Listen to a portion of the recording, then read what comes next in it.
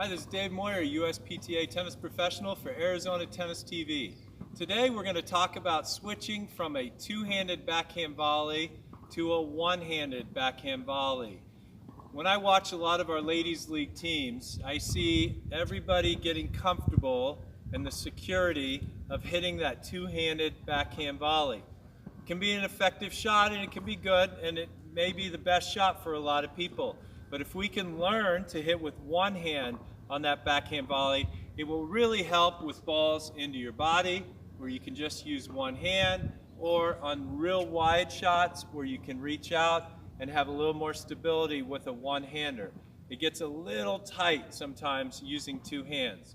What I like to teach with the one-hander is to have them really keep that left hand on the racket for a little bit longer. So you spread those hands out, get that left hand on the racket, on the throat of the racket, and really teach them to bring that racket head back, keep that left hand on there, and when it's time to go, we step and we release and let go and separate those hands.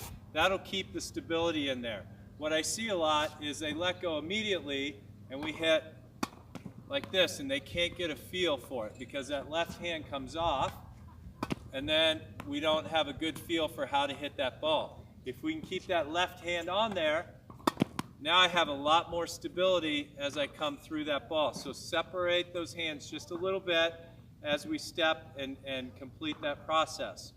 The other thing is we want to avoid dropping the racket head or having a lot of hit down on the ball like that. So that left hand will keep that there, but we've got to squeeze that grip, boom, at the point of contact. That'll eliminate that racket head dropping or that racket head coming through a little bit too far. The final piece of that is with a two-handed backhand, we tend to see what? The ground stroke motion. So we get that ball and we hit ground strokes and we're almost hitting topspin backhand volleys. If our timing is impeccable and we have great hand-eye coordination, that can be effective a little bit.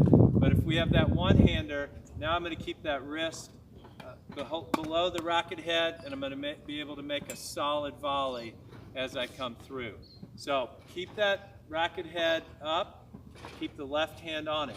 One more quick tip. Pretend that the bottom of your racket is a flashlight, and the first thing I need to do is flash my opponent with the flashlight. Now you can see my butt cap's out, and from there I'm going to go forward.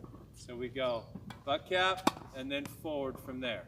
Okay, so it gets that flashlight and then forward, and you can see where I finish, my racket head above my wrist. Hopefully this little tip will help you switch from a two-hander to a one-hander. It can be a long process. Really get out, get on the ball machine, just have the ball machine hit 100 balls to you. Practice that one-hander, squeezing that grip, get that flashlight, flashing your opponent, and then forward. Keep that left hand on there until you step and come through, and then separate those hands. I hope you've enjoyed this video. This has been Dave Moyer, USPTA tennis professional for Arizona Tennis TV.